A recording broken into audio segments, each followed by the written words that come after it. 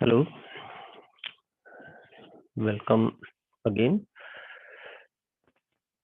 The last introductory lecture we had talked about some basic aspects of economic theory. कुछ हम लोगों ने बातें की थी इकोनॉमिक्स के इंट्रोडक्शन से रिलेटेड एस्पेक्ट पे, और आज हम इकोनॉमिक थ्योरी के अगले पार्ट पे बात करने जा रहे हैं, which is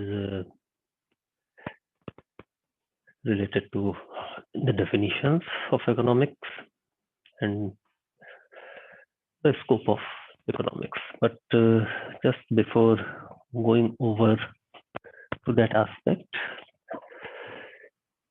I have to say something. आप में से कई स्टूडेंट्स कांटेक्ट भी कर रहे हैं और पूछ रहे हैं बार बार कि ऑफलाइन क्लासेस कब चलेंगी, इस तरीके की बातें। तो यहाँ मैं बताना चाहता हूँ कि ऑफलाइन क्लासेस के बारे में जो भी गवर्नमेंट के डायरेक्टिव्स होंगे और जो भी यूनिवर्सिटी एडमिनिस्ट्रेशन का डिसीजन होगा, उसी के बेसिस पे ऑफलाइन क्लासेस चल पाएंगी या नहीं चल पाएंगी। तो इस विषय में मैं भी कुछ कह पाने में सक्षम नहीं हूँ। तो उसके लिए आप न्यूज़पेपर्स और यूनिवर्सिटी की वेबसाइट से जुड़े ही हुए हैं। अगर ऑफलाइन की कोई न्यूज़ होगी क्लासेस चलने की तो वो आपको मिलेगी ही, लेकिन जब तक वो नहीं है तब तक फोकस कर सकते हैं अपने इन ई कंटेंट्स पर, अपनी ई पाठशाला पे, और उससे अपने ज़रूरत भर की चीज़ें वहाँ आपको मिल ही रही हैं। So let's move over to the definitions aspect of the economics. Economics के डेफिनेशन की प्रॉब्लम इसलिए आती है, डेफिनेशन वैसे ज़रूरी तो होती ही है, क्योंकि कोई भी डेफिनेशन जो होती है वो किसी सब्जेक्ट के बारे में बताती है कि सब्जेक्ट की कवरेज क्या क्या है, एरिया क्या क्या है, what is the nature of that particular subject and what is supposed to be studied in that subject. तो एक क्लैरिटी तो लाती ही है सब्जेक्ट के बारे में, तो सब्जेक्ट के बारे में कुछ ज्ञान कराती है, तो इसलिए डेफिनेशन देने की बात की जाती है। हाँ, जहाँ तक इकोनॉमिक्स की बात है, इसकी डेफिनेशन को लेकर there has been a lot of discussion over the definition of economics, and that is quite valid और क्वाइट जस्टिफाइड एज वेल, क्योंकि जैसा कि शुरू में ही हमने देखा था कि इकोनॉमिक्स में काफी चेंजेस आए हैं, तो it's quite obvious that with changes the definitions they have also been changing. तो काफी अब इस पर डिबेट्स होते रहे हैं, काफी डिलेमा भी रहा है कि पहले डिफाइन किया जाए फिर स्कोप बताया जाए, या पहले स्कोप बताया जाए, क्षेत्र बताया जाए, फिर इसको डिफाइन करने की कोशिश की जाए।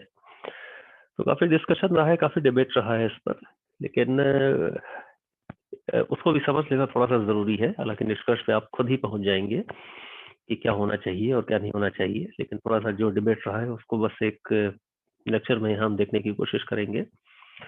लेकिन एक चीज समझ लेना यहाँ पे जरूरी है कि बेसिकली इकोनॉमिक्स जो है वो ह्यूमन बींग्स और उसकी एक्टिविटीज, इकोनॉमिक एक्टिविटीज से रिलेटेड रहा है। तो और ये दोनों ही चीज ऐसी हैं जो कि बहुत वेरिएबल है। As humans our behavior is capable of a lot of changes, our needs change, our patterns of living change, our patterns of consumption change, our behavior changes. तो जैसे जैसे डेवलपमेंट होता जाता है, चीजें आगे बढ़ती जाती हैं, human beings they are capable of a lot of changes in their behaviour, और accordingly their activities, be it economic और नॉन इकोनॉमिक, चाहे आर्थिक क्रिया हो चाहे अनार्थिक क्रियाएं हो, इन सब में बहुत ज्यादा चेंजेस आते जाते हैं, बहुत ज्यादा परिवर्तन आते जाते हैं। So as human life is subject to many changes, so the economic life of the human being is also changing all the time. So no wonder all the definitions, they are also changing. All these definitions have been given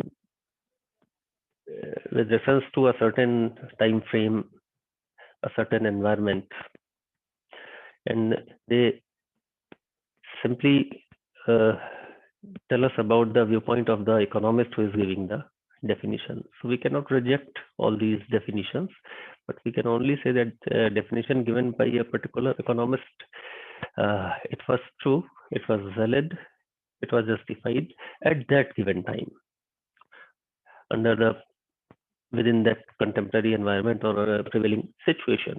तो उस समय के लिहाज से economist ने जो भी ये डेफिनेशंस दी थी वो सही है, लेकिन जैसे जैसे चीजों में परिवर्तन आया है, अर्थव्यवस्था में परिवर्तन आया है, लोगों में परिवर्तन आया है, ये डेफिनेशन ही बदलती रही है। तो इनको भी एक एक करके देखना ठीक होगा। बस यहाँ पर शुरुआत में मैं यही कह सकता हूँ कि human needs they are capable of infinite growth. मनुष्य की आवश्यकताएं जो है असीमित तो है ही, लेकिन उनमें लगातार वृद्धि होती रहती है, और इन कंपैरिजन उसकी तुलना में जो हमारे मीन्स हैं, जो हमारे साधन हैं इन नीड्स को पूरा करने के लिए, इनको सेटिस्फाई करने के लिए, दे आर रिलेटिवली लिमिटेड।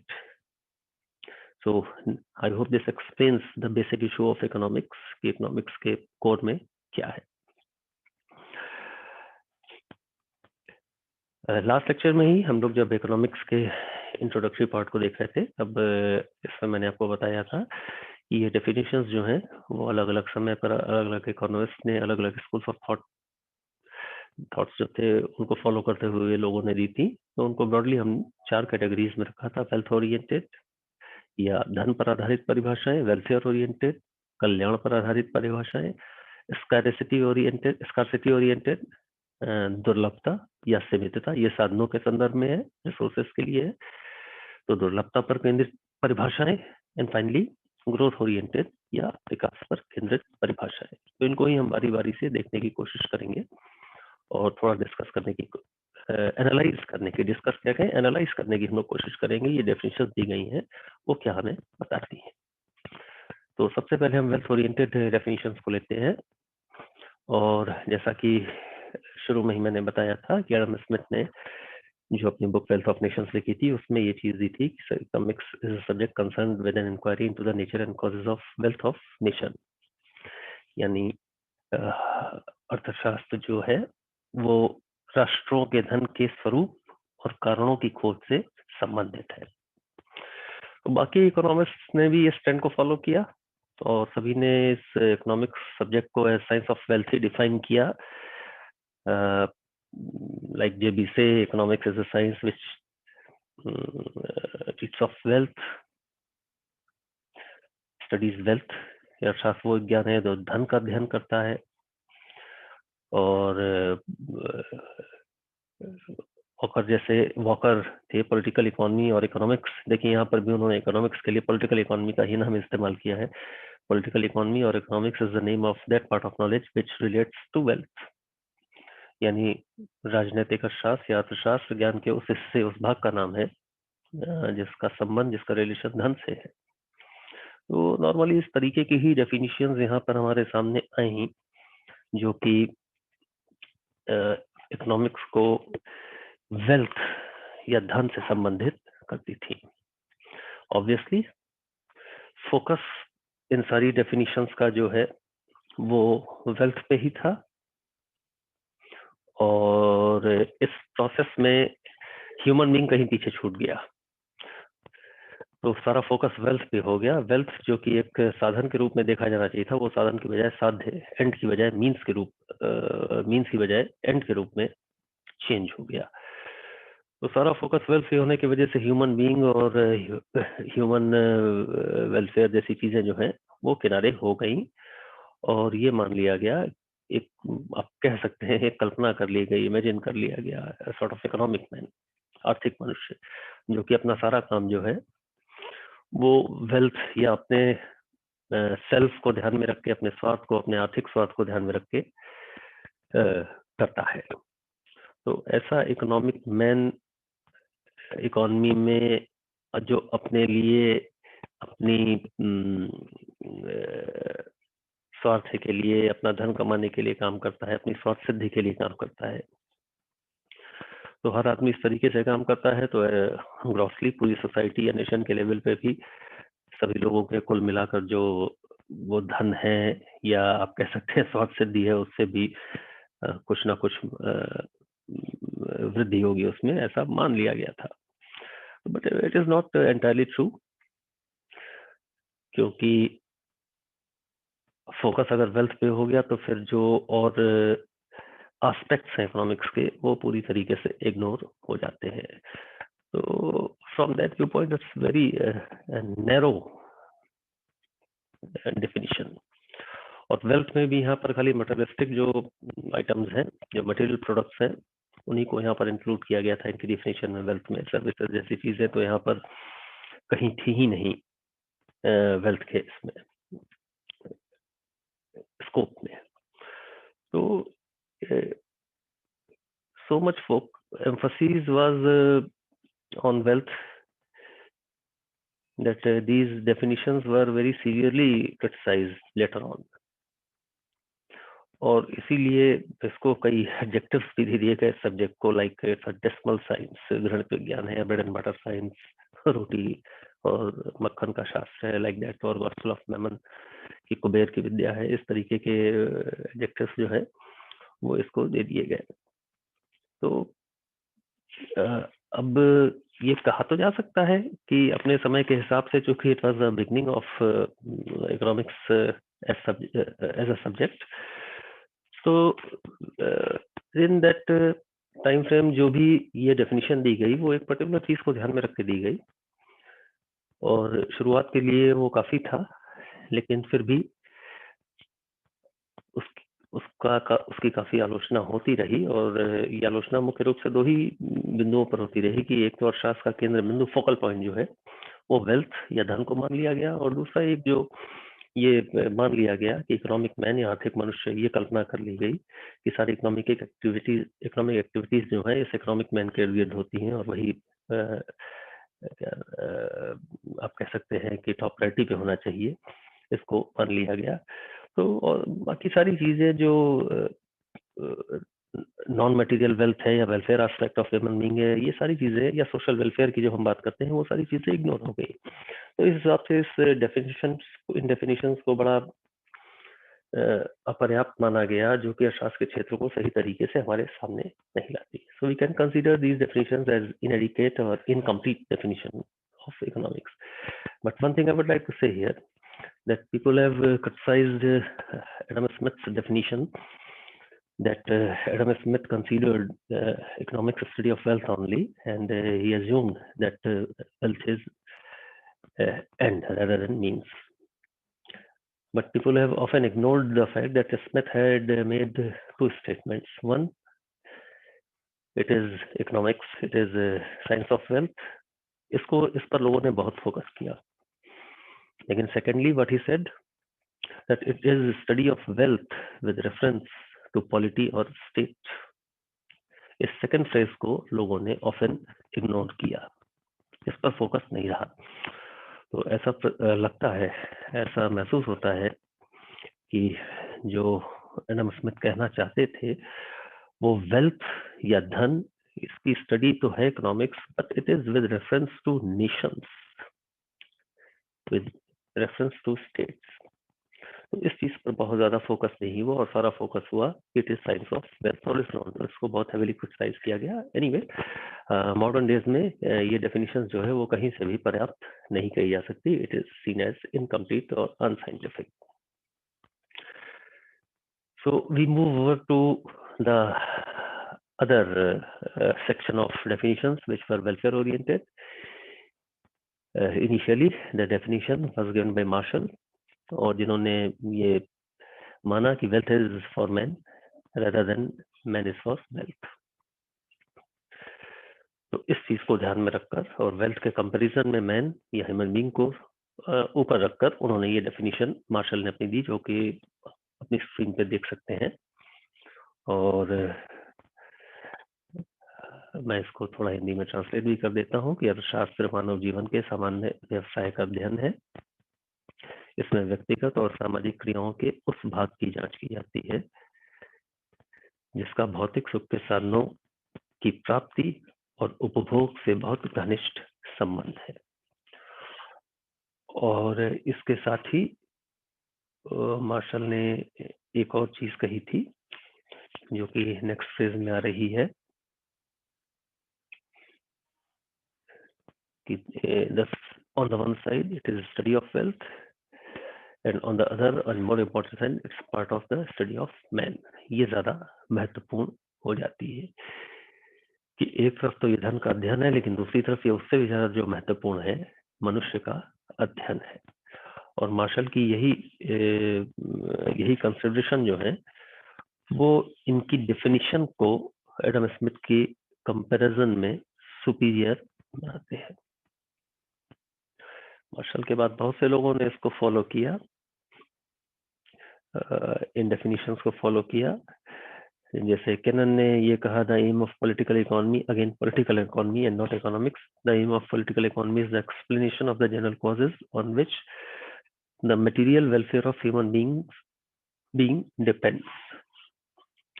यानी राजनीतिक अर्थशास्त्र का उद्देश्य उन सामान्य कारणों की व्याख्या करना है जिन पर मनुष्य का भौतिक कल्याण निर्भर है। या पिगू ने भी इसकी डेफिनेशन दी है कि हमारी जांच का क्षेत्र सामाजिक कल्याण के उस भाग तक सीमित है जिसका प्रत्यक्ष या अप्रत्यक्ष रूप से द्रव्य रूपे पैमाने के साथ संबंधित किया जा सकता है। Pigou has defined it as the range of our inquiry becomes restricted to that part of social welfare which can be brought directly or indirectly into relationship with the measuring rod of money. तो इस तरीके की जो definition रही है उनका सबका focus जो है, आप ध्यान दें, वो वेल्थ से शिफ्ट होकर ह्यूमन बींग्स पर आ गया और उसमें भी the welfare of human being that was more highlighted or more talked about, and not only welfare, हालांकि इसको यहाँ पर इन्होंने थोड़ा और नैरोअर कर दिया, इकोनॉमिक वेलफेयर, और you can say again the focus was on materialistic requisites, and obviously when it became a study of human behavior, it was categorized as a subject in social science. तो अगर ये welfare oriented जो definitions दी गई हैं इन पर हम focus करें और इनको एनालाइज करने की बातें कोशिश करें तो दो तीन चीजें जो निकल के आती हैं वो यही है जो आपके सामने स्क्रीन पे है कि यहाँ पर पूरा का पूरा फोकस जो है वो वेल्थ की बजाय ह्यूमन बींग्स पर था। और सेकेंडली, जैसा कि मार्शल ने डिफाइन किया कि it is a study of the ordinary business of life of human beings, यानी एक मनुष्य का जो सामान्य जीवन होता है जो कि ज्यादातर समय कमाने और खर्च करने में व्यतीत होता है, इकोनॉमिक एक्टिविटीज, उससे रिलेटेड है। And what is the objective of this subject? Objective is to increase economic welfare, आर्थिक कल्याण में वृद्धि। और अच्छा, सोशल साइंस, यहाँ पर हम उन्हीं लोगों का अध्ययन करते हैं जो कि समाज में रहते हैं, एक रियल पर्सन और ह्यूमंस, उन्हीं का अध्ययन इसके अंतर्गत किया जाता है। और finally it is associated with materialistic requisites. तो एक चीज यहाँ पर भी निकल के आती है कि मार्शल या उनके जो फॉलोअर्स ने जिस चीज को सपोर्ट किया कि non economic activities are not totally important but they are also important. तो हालांकि फोकस मटेरियलिस्टिक रिक्विजिट्स पे था, लेकिन फिर भी जो नॉन इकोनॉमिक एक्टिविटीज जो हैं उनको भी उन्होंने फुली कंप्लीटली तो इग्नोर नहीं किया। तो अब एक कंट्रीब्यूशन तो इन थ्योरिस्ट का है ही, इन इकोनॉमिक्स का है ही, इन्होंने इकोनॉमिक्स को एक ह्यूमन बिहेवियर या ह्यूमन साइंस, सोशल साइंस के पैटर्न पे यहाँ पर एस्टेब्लिश करने की कोशिश की और इसको उस क्रिटिसिज्म के दायरे से बाहर निकाला जो कि इकोनॉमिक्स को खाली वेल्थ से एसोसिएट करती थी। और जो चीज इसके साथ आके जुड़ी, it is concern with economic welfare और सोशल वेलफेयर और ह्यूमन वेलफेयर, इस चीज ने इस सब्जेक्ट को इस यहाँ पर एस्टेब्लिश करने में काफी मदद की। हालांकि बहुत डेफिनेशन यहाँ, बहुत सारे क्रिटिसिज्म इन डेफिनेशंस के भी थे, जैसे कि आप अगर देखें तो यही कह दिया कि it is very classificatory definition. Classificatory in the sense कि इसमें सब चीजों को बहुत ज्यादा क्लासिफाई कर दिया गया है, एनालिटिकल कम है और क्लासिफिकेटरी ज्यादा है। भौतिक साधन, अभौतिक साधन, ठीक, मटेरियल, नॉन मटेरियल, और ऑर्डिनरी बिजनेस ऑफ लाइफ और नॉन ऑर्डिनरी और एक्स्ट्राऑर्डिनरी बिजनेस ऑफ लाइफ, ठीक, आर्थिक क्रियाएं, अनार्थिक क्रियाएं। तो इस तरीके से बहुत ज्यादा क्लासिफिकेटरी एस्पेक्ट पर यहाँ पर फोकस किया गया, और उसकी बजाय जो एनालिसिस होनी चाहिए थी वो यहाँ पर वो पार्ट थोड़ा सा कमजोर हो गया। और वैसे भी लोगों ने कहा कि ह्यूमन बिहेवियर को एक इस तरीके से ऑर्डिनरी और नॉन ऑर्डिनरी बिजनेस में बांट पाना जो है वो लगभग असंभव है। और क्यों ऑर्डिनरी बिजनेस ऑफ लाइफ को ही इकोनॉमिक्स में स्टडी किया जाएगा और बाकी चीजों को छोड़ दिया जाएगा? इसका कोई लॉजिकल एक्सप्लेनेशन यहाँ पर इन डेफिनेशंस में नहीं मिलता है। और दूसरे ये भी अर्थशास्त्री कुछ जिन्होंने इस बात पे भी फोकस किया कि अगर ये if it's a science economics, अगर ये एक विज्ञान के रूप में आप इसे देखना चाहते हैं तो why you are connecting it with the human welfare, let it be objective. Social welfare या ह्यूमन वेलफेयर से इसको एसोसिएट करना ही नहीं चाहिए। एक साइंस जो है वो इन सब चीजों में न्यूट्रल होता है, तटस्थ होता है, वो खाली अपनी थ्योरीज देता है, और उसको आप कैसे यूज करते हैं वेलफेयर के लिए वो अलग चीज है, लेकिन वो सब्जेक्ट का पार्ट नहीं हो सकता है। तो ये डेफिनेशंस भी आसान थी, they were easier, but they seem to be weak on scientific foundation और logical grounds. These definitions were not very strong. तो इसलिए समय बीतने के साथ साथ और जैसे जैसे कुछ नई चीजें आई, इन डेफिनेशंस को भी छोड़कर हम थोड़ा आगे की तरफ बढ़ गए। और सबसे प्रमुख उसमें अगर नाम लें तो वो लियोनेल रॉबिन्स का है, 1931 में लंदन स्कूल ऑफ इकोनॉमिक्स के। और जब इन्होंने अपनी थ्योरी दी, इन्होंने अपनी डेफिनेशन दी, that was scarcity oriented. Scarcity, दुर्लभता, साधनों की दुर्लभता, स्कार्सिटी ऑफ रिसोर्सेस। और लियोनेल रॉबिन्स ने जो डेफिनेशन दी कि economics is a science which studies human behaviour as a relationship between ends and scarce means which have alternative uses। बहुत सिंपल डेफिनेशन, लेकिन बहुत ही मीनिंगफुल डेफिनेशन ये थी। और अर्थशास्त्र वह विज्ञान है जिसमें साधनों का सीमित तथा अनेक उपयोग वाले साधनों से संबंधित मानव व्यवहार का अध्ययन किया जाता है। And this definition suddenly made the scope of economics very wide। काफी एक्सपेंड कर दिया, काफी विस्तार कर दिया इसने अर्थशास्त्र के विषय क्षेत्र का। क्योंकि यहाँ पर अगर आप ध्यान से इस डेफिनेशन को देखें, नंबर 1 इट्स अ साइंस, ये एक विज्ञान है। Secondly it studies human behaviour, इसमें मानव व्यवहार का अध्ययन किया जाता है। और किस प्रकार के मानव व्यवहार का अध्ययन यहाँ पर किया जाता है, उसके लिए आप इस डेफिनेशन के बाकी पार्ट्स को अगर देखें तो वो चीज शायद आपके सामने क्लियर हो जाएगी। As human beings, we have many needs, wants, बहुत सारी आवश्यकताएं होती हैं हमारी। इनको हम एंड्स या साध्य या लक्ष्य के रूप में देखते हैं। जो रॉबिन्स की डेफिनेशन है, जो अभी यही पीछे आपने देखी, इसी को अगर हम थोड़ा सा एनालाइज करने की या ब्रेकअप करने की कोशिश करें, between ends and scarce means, second line में जो आ रहा है उसको हम देखें। एंड्स का मतलब यहाँ पर वांट्स या आवश्यकताओं से है, जो कि अनलिमिटेड है ह्यूमंस की, और उन आवश्यकताओं को पूरा करने के लिए to fulfil, to satisfy those needs और wants means that we are having, they are scarce, they are limited। साधन वो हमारे सीमित है। So ends unlimited and means limited। सिर्फ इतनी ही समस्या नहीं है, problem is not only this, इसके आगे भी प्रॉब्लम है।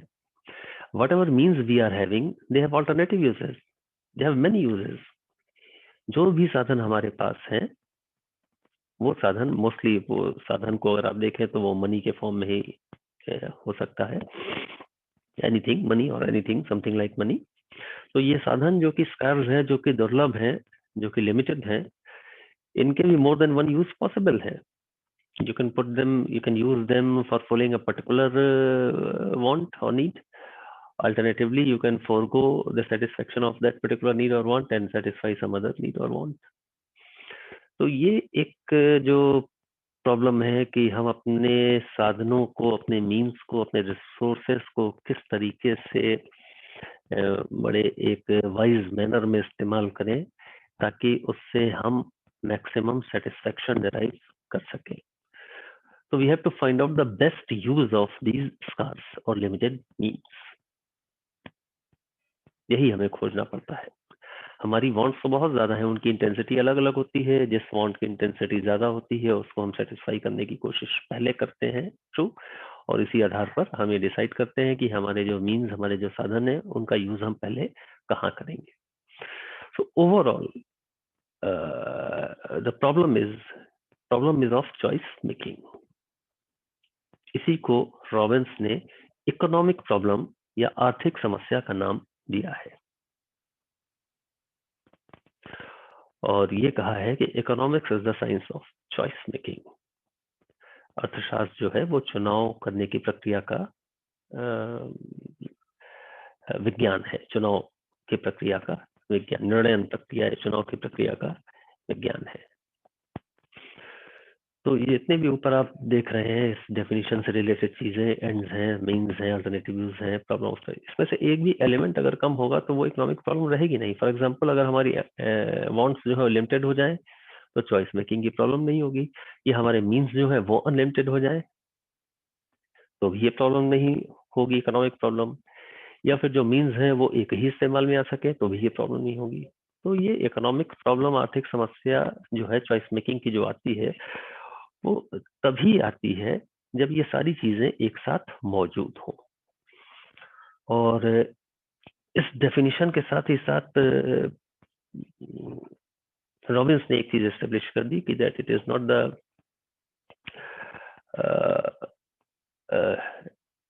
it is a scarcity of resources which is meaningful in the study of economics, rather than the resources are material or non-material, something like that. उन सब चीजों पर focus करने की बजाय जो है वो स्कैर्सिटी ऑफ रिसोर्सेज पर फोकस करना, वो है उस चीज का मतलब ज्यादा होगा. तो अगर हम ध्यान से देखें तो रॉबिन्स की डेफिनेशन जो थी ये बहुत ही साइंटिफिक थी, और पहली बार एक आप कह सकते हैं कि इकोनॉमिक्स की डेफिनेशन को एक साइंटिफिक बेस मिला कि इकोनॉमिक्स की स्टडी शुरू कहाँ से होती है. और इवन जो मॉडर्न इकोनॉमिक्स जो स्टडी जिस फॉर्म में आजकल सब का हम सभी करते हैं, उसका भी बेस ये रॉबिन्स की डेफिनेशन का जो फोकस पॉइंट है इकोनॉमिक प्रॉब्लम, वही जो मॉडर्न इकोनॉमिक्स है उसका भी बेस है. जो थीम है इकोनॉमिक्स की, मॉडर्न इकोनॉमिक्स की, वो वही है, अभी भी वही है. बाकी चीजें उस थीम पर, उस फाउंडेशन पर बिल्टअप हुई हैं और आगे गई हैं, लेकिन इस चीज को डिनाई नहीं किया जा सकता जो कि लियोनेल रॉबिन्स ने कही है. तो with that we come to the final section of this analysis, the definitions which are growth oriented, जो कि विकास पर केंद्रित है. विकास ठीक उसी अर्थों में है जैसा आप समझते हैं, आर्थिक विकास की ही बात कर, आर्थिक वृद्धि की बात हम कर रहे हैं, उसी से ये संबंधित है. तो जैसा कि अभी लास्ट सेक्शन में आपने देखा कि रॉबिन्स की डेफिनेशन जो थी बहुत ही लॉजिकल थी, बहुत ही साइंटिफिक थी, and the focus was on economic problem और चॉइस मेकिंग, ट्रू. और ये अराउंड 1931 के आसपास शायद इन्होंने दी थी लियोनेल रॉबिन्स ने. लेकिन उसके बाद भी इसके सब्जेक्ट मैटर में बहुत सारे चेंजेस हुए हैं इकोनॉमिक्स के. उसके रीजंस हैं अपने. उसके रीजंस ये है कि मॉडर्न एरा में जो प्रॉब्लम्स हैं, आधुनिक समय की जो समस्याएं थी, वो कुछ अलग तरीके की हुई, नई तरीके की समस्याएं आई. different circumstances with emphasis on employment and economic development. तो परिस्थितियां किस तरीके से बदली कि सारा का सारा जो एम्फोसिस था, जोर था, फोकस था, वो शिफ्ट हुआ एम्प्लॉयमेंट या रोजगार की तरफ, या इकोनॉमिक डेवलपमेंट की तरफ, आर्थिक विकास की तरफ. और यहाँ पर जब हम पहुंचते हैं तो हम पाते हैं कि रॉबिन्स की डेफिनेशन सही होने के बावजूद यहाँ पर इनएडिक्वेट हो जाती है. वो अर्थशास्त्र को पूरी तरीके से रिफ्लेक्ट नहीं करती है. Only choice making, no, it is more than choice making. Choice making से आगे भी आपको चलना पड़ता है. कहाँ चलना पड़ता है? It should be growth oriented. ये जो है विकास पर आधारित होनी चाहिए। सेंट्रल थीम अभी भी वही है। The basic theme of economics still the same, scarcity और economic problem, choice making, but the orientation is shifting from only choice making to growth. और ग्रोथ ओरिएंटेशन जब हो जा रहा है तो हमें क्या चाहिए था? हमें कुछ और चीजें चाहिए थी। हमें इकोनॉमिक डेवलपमेंट के बारे में सोचना था, हमें इकोनॉमिक रिसोर्सेस के बारे में भी अब सोचना था। तो यहाँ पर कुछ नई तरीके की डेफिनेशंस आपके सामने आई हैं जो कि इकोनॉमिक्स किस तरीके से देखती है। It is study of all economic resources. Central theme scarcity, but it will study all the resources चाहे नेचुरल हो, फिजिकल हो, ह्यूमन हो, किसी भी तरीके के रिसोर्सेज जो हैं वो सारे के सारे इसमें आ जाते हैं। मल्टीपल यूज के हों या सिंगल यूज के हों, जिनकी प्राइसिंग होती हो, सारे रिसोर्सेज जो हैं वो इकोनॉमिक्स के स्टडी के विषय क्षेत्र के दायरे में आ गए। Moreover it is study of what? Efficient allocation of resources. Resources limited है, इसलिए उनका एलोकेशन, उनका यूटिलाइजेशन सही तरीके से होना चाहिए, सही यूज में ही वो जाए, ये कोशिश होनी चाहिए, तभी उनका बेस्ट यूज हो पाएगा। Again this was something which you can relate with the definition given by Robbins. Thirdly, again, it is study of full utilization of resources. So not only proper allocation of resources, allocation तो खाली resources किस use में जाएंगे decide करना हुआ। once resources are put to that particular use, वो resources वहां पर अपने यूज में लग गए, उसके बाद उन resources का हमें full utilization भी करना है। तो फुल यूटिलाइजेशन करना है ताकि पूरी तरीके से उनको डिप्लॉय किया जा सके, पूरी तरीके से एम्प्लॉय किया जा सके और पूरा उनका लाभ उठाया जा सके। और सिर्फ यही चीज नहीं रुकती है, we also are suppose to study the increase. ये जो रिसोर्सेज हमारे लिमिटेड है, इनसे हमारा काम आगे नहीं चलना है, भविष्य में नहीं चलना है, तो कैसे इन रिसोर्सेज को इम्प्रूव किया जाए, कैसे इनको इंक्रीज किया जाए, इनमें वृद्धि की जाए या नए रिसोर्सेज खोजे जाए। This is also part and parcel of the study of this subject economics. तो अगर इन सारी चीजों को जो आपकी स्क्रीन पे आपको दिख रही है, इन सब चीजों को आप ध्यान में रखें तो शायद, और इन चीजों को आप रॉबिन्स की डेफिनेशन के साथ रख के देखें, जो इकोनॉमिक प्रॉब्लम या प्रॉब्लम ऑफ चॉइस मेकिंग थी, उसके साथ जोड़ के देखें, तो आप ये पाएंगे कि यहाँ पर आपको एक you are having a better and realistic explanation of the economic problem. जो आर्थिक समस्या जिसका रॉबिन्स ने वर्णन किया था, उसका ये बेहतर स्पष्टीकरण है, बेहतर एनालिसिस है, एक्सप्लेनेशन है, ये आप कह सकते हैं। And it is quite practical view, analytical view of economic problem, जो कि खाली इकोनॉमिक प्रॉब्लम के बारे में ही बात नहीं करता है, बल्कि सॉल्यूशंस के बारे में। full utilization of resources, efficient allocation, increase in resources. So it not only talks about economic problems, but also goes on to suggest, goes on to provide solutions. ये हमें समाधान निकालने की भी बात करता है, और ये समाधान मोस्टली हमारे सामने इकोनॉमिक्स की बात करें तो इकोनॉमिक पॉलिसीज या आर्थिक नीतियों के रूप में आते हैं। तो इकोनॉमिक्स का जो एक्सपेंशन है, इकोनॉमिक्स का जो कवरेज है, वो वहां तक है। And moreover, these definitions, they have a very dynamic view in the sense that they focus on present as well as they on future also. दोनों से रिलेटेड है। जो हमारी चॉइस मेकिंग की प्रॉब्लम है वो खाली प्रेजेंट से रिलेटेड नहीं है, हम भविष्य के लिए भी उसको ध्यान में रखते हैं। तो एक आप कह सकते हैं कि ये ग्रोथ ओरिएंटेड डेफिनेशंस जो हैं, they are sort of universal and they have made economics more qualitative, more dynamic और more practical। इकोनॉमिक सब्जेक्ट को इस तरफ ये ले गए हैं। अगर कुछ डेफिनेशंस आप देखना चाहें जो मॉडर्न डेफिनेशंस हैं, जानबूझ के मैं पहले के जीसीएस की डेफिनेशन आपके सामने रख रहा हूँ कि economics studies human behaviour concern with changes and growth in means in relation two ends. तो अगर इस चीज को आप देखें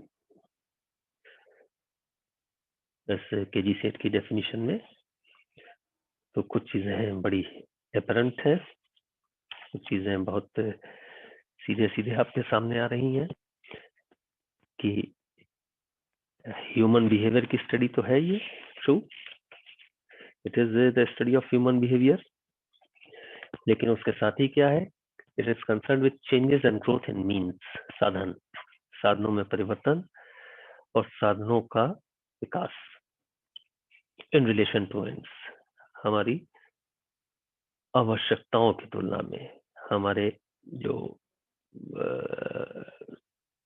साध्य हैं उनके कंटेक्स्ट में। तो केजी सेठ की डेफिनेशन जो है कि अर्थशास्त्र मानव उस मानव व्यवहार का अध्ययन करता है जो कि साध्यों के संदर्भ में साधनों के परिवर्तनों या विकास से संबंधित होते हैं। अब देखिए खाली चॉइस मेकिंग की बात नहीं है, it is concern with changes and growth in means, ये साधनों के विकास और साधनों में परिवर्तन की भी बात कर रहा है। या बेनहम की डेफिनेशन बहुत सिंपल सी, economics is the study of the factors affecting employment and standard of living, कि अर्थशास्त्र जीवन स्तर और रोजगार को प्रभावित करने वाले तत्वों का अध्ययन है। ये भी आपको उसी तरफ ले जा रहा है। तो सडनली आप ये पाएंगे कि यहाँ पर डेफिनेशंस जो हैं वो काफी जो है उनका क्षेत्र जो है वो काफी बढ़ गया। अगर आप जो Paul Samuelson Nobel prize winner है उनकी डेफिनेशन को कंसल्ट करें, थोड़ी लंबी डेफिनेशन है लेकिन अगर इसको आप समझ सकें तो ये शायद इकोनॉमिक्स को जो मॉडर्न व्यू है उसको शायद काफी कुछ आपके सामने रखेगी। सैमुअल्सन की ये जो परिभाषा यहाँ पर दी हुई है कि अर्थशास्त्र इस बात का अध्ययन है कि व्यक्ति और समाज सब दोनों को ले लिया मुद्रा की सहायता से, मनी, या उसके बिना किसी भी प्रकार अनेक प्रयोग में आ सकने वाले उत्पादन के सीमित संसाधनों का चुनाव एक समय अवधि में विभिन्न वस्तुओं के उत्पादन में और इनको समाज और विभिन्न व्यक्तियों और समूह में उपभोग हेतु वर्तमान या भविष्य में बांटने के लिए करते हैं। इसकी थीम अगर आप ध्यान से देखिए तो वही है, बीच में ही आप थर्ड लाइन में आए, scarce productive resources, employ scarce productive resources, third line में जो है बेसिक थीम तो वही रॉबिन्स की ही है कि सीमित साधन है, उनको हम विभिन्न प्रयोगों में किस प्रकार से लगाएंगे, लेकिन खाली किस लिए लगाएंगे, ये अध्ययन अर्थशास्त्र में ही होता है कि ये काम आप with the help of money, without the help of money करेंगे, दोनों को आप इसमें रख सकते हैं। मल्टीपल यूज वाले जो लिमिटेड रिसोर्सेज हैं उनको आपको देखना है कि कैसे उनको डिफरेंट यूज में लगाया जाए, डिफरेंट कमोडिटीज के प्रोडक्शन में लगाया जाए ओवर टाइम, समय आधार पर, and distribute them for consumption. This aspect is more important कि ये जो कुछ भी प्रोडक्शन हो रहा है, जो कुछ भी साधन हमारे पास है, उनको कंजम्पशन में हम कैसे इस्तेमाल करें now and in the future, वर्तमान में और भविष्य में भी। तो लास्ट लाइन जो इसकी है, analyses the cost and benefits of improving patterns of resource allocation, ये चीज यहाँ पर बहुत महत्वपूर्ण हो जाती है कि ये जो कॉस्ट बेनिफिट एनालिसिस हो रही है कि जो पैटर्न्स ऑफ रिसोर्स एलोकेशन है, जो रिसोर्स एलोकेट हुए हैं, जो साधनों का आवंटन हुआ है, तो उसको अगर इम्प्रूव हम करना चाहते हैं तो उसके प्रॉस एंड कॉन्स, उसके कॉस्ट, उसकी लागत क्या आएगी, और साधनों का जो आवंटन है उसके स्वरूप में अगर हम सुधार करना चाहते हैं तो उसकी लागत क्या आएगी, उसकी यूटिलिटी क्या होगी, बेनिफिट्स क्या होंगे, इस चीज को एनालाइज करता है। तो एक तरीके से इकोनॉमिक्स खाली चॉइस मेकिंग तक ही फोकस नहीं है, उस चॉइस मेकिंग के रिजल्ट्स उसको इम्प्रूव करने, उसको एनालाइज करने, इस बात से भी रिलेटेड है। एंड व्हाई, जिस चीज को रॉबिन्स ने वहां छोड़ दिया था कि नहीं कि ये सोशल वेलफेयर को ध्यान में नहीं रखता है, लेकिन वो एस्पेक्ट यहाँ पर ग्रोथ ओरिएंटेड डेफिनेशंस में इंक्लूड किया गया है। नहीं, ह्यूमन बीइंग का वेलफेयर जो है वो यहाँ इंक्लूडेड है। और यहाँ पर आकर आप अगर इकोनॉमिक्स को देखते हैं तो वो इकोनॉमिक्स का एक जो ये पार्ट है उसके साइंस के दूसरी तरफ ले जाता है कि नॉर्मेटिव साइंस से पॉजिटिव साइंस की तरफ ले जाता है। वो भी यहाँ पर आ जाता है कि इकोनॉमिक्स को किस तरीके से यूज किया जा सकता है, जो नॉलेज ऑफ इकोनॉमिक्स है उसको किस तरीके से यूज किया जा सकता है जिससे ह्यूमन बीइंग्स, मनुष्यों का या हमारी सोसाइटी का जो है कुछ भला हो सके, उसके वेलफेयर में कंट्रीब्यूशन हो सके। तो ये सारी चीजें जो है यहाँ पर महत्वपूर्ण है। और अगर इकोनॉमिक्स की डेफिनेशन को आप कंसिडर करें तो ये डेफिनेशन तो आज तक जो डेफिनेशन वो आई हैं वो तो आपके सामने है ही, and it's not saying that this is an end to giving definitions of economics. ये अर्थशास्त्र यहाँ पर खत्म तो नहीं होता है, या इसकी डेफिनेशन यहाँ पर खत्म तो नहीं होती हैं, लेकिन अगर रियल जो फैक्ट्स हैं उनकी बात करें तो इकोनॉमिक्स का सब्जेक्ट मैटर जो है वो it's been so much or so wider that it is very difficult to put it in a single definition. एक डेफिनेशन में इसको रख पाना संभव नहीं है। और अब आप देखिए तो हम इकोनॉमिक्स के कितने, शुरू में मैंने आपको बताया था कितने ऑफशूट्स हैं सब्जेक्ट के, कितनी ब्रांचेस हैं इसकी, तो इतनी सारी चीजें इसमें स्टडी की जा रही है कि आप उनको सिंगली एक डेफिनेशन में अगर रखना चाहें तो शायद वो असंभव होगा। And partly this is the reason that modern economist they have stopped debating this issue of definition, and they simply say, in the words of Jacob Weiner, rightly, he has very correctly said that economics is concerned with what economists do.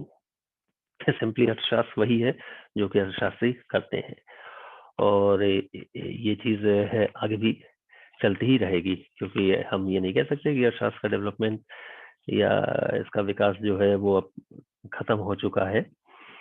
तो ऐसा कुछ भी नहीं है, ये debates तो चलते रहेंगे, और अर्थशास्त्र जैसे जैसे अर्थव्यवस्था या सोसाइटी की नई नई प्रॉब्लम्स सामने आती जाएंगी, उस हिसाब से इकोनॉमिक्स का जो कवरेज एरिया है, सब्जेक्ट एरिया है, वो भी कुछ ना कुछ उसका दायरा बढ़ता ही चला जाएगा, और शायद हम आने वाले समय में अर्थशास्त्र के कुछ नए क्षेत्रों से भी रूबरू होंगे, वो भी हमारे सामने आएंगे। तो ये सारी डेफिनेशन थी, डेफिनेशन तो आपको सारी किताबों में मिल जाएंगी। मेरा फोकस ज़्यादा इस बात पे था कि इसको थोड़ा एनालाइज कर सकें आप, और बता सकें कि ये डेफिनेशन जो है वो इनका ओरिएंटेशन क्या है और ये आपको किस तरफ ले जाती हैं। तो इन चीज़ों को देखने के बाद आपको एक आइडिया हो जाएगा कि इकोनॉमिक्स की जो जर्नी रही है वो उसका फोकस किस तरीके से बदला है, उसका सब्जेक्ट मैटर किस तरीके से लगातार बढ़ता चला गया है। और हालांकि अभी मैंने उसके बारे में आपको बताया नहीं, लेकिन अगर आप थोड़ा सा भी ध्यान दें तो आप शायद ये चीज़ यहाँ पर पकड़ लेंगे कि शायद इकोनॉमिक्स जो कि माइक्रो इकोनॉमिक्स से शुरू हुई थी वो अब धीरे धीरे बढ़ते हुए मैक्रो इकोनॉमिक्स की तरफ पहुंच गई। तो अभी आने वाले लेक्चर्स में हम लोग इस बात पर थोड़ा फोकस करेंगे कि इकोनॉमिक्स का जो सब्जेक्ट मैटर है इनफैक्ट वो क्या है, और जब वो सब्जेक्ट मैटर की बात करेंगे तो वहीं पर हम थोड़ा ये माइक्रो इकोनॉमिक्स और ये nature of economics, micro macro economics, nature of economics और इन सब चीज़ों के बारे में थोड़ा सा डिस्कशन नेक्स्ट लेक्चर में करेंगे। तो तब तक आप इन चीज़ों पर फोकस करें और अपनी जो भी बुक्स आप मैनेज कर पाए हैं उन बुक्स की हेल्प लें, ई कंटेंट की हेल्प लें, और अपने सब्जेक्ट का प्रिपरेशन करते रहें, और यूनिवर्सिटी की वेबसाइट पर्टिकुलरली और न्यूज़पेपर्स वगैरह को देखते रहें। जो भी इंफॉर्मेशन आपको उस लेवल पे चाहिए वो आपको वहीं से मिल पाएगी बजाय किसी इंडिविजुअल टीचर से। So that's all for today. Thank you so much.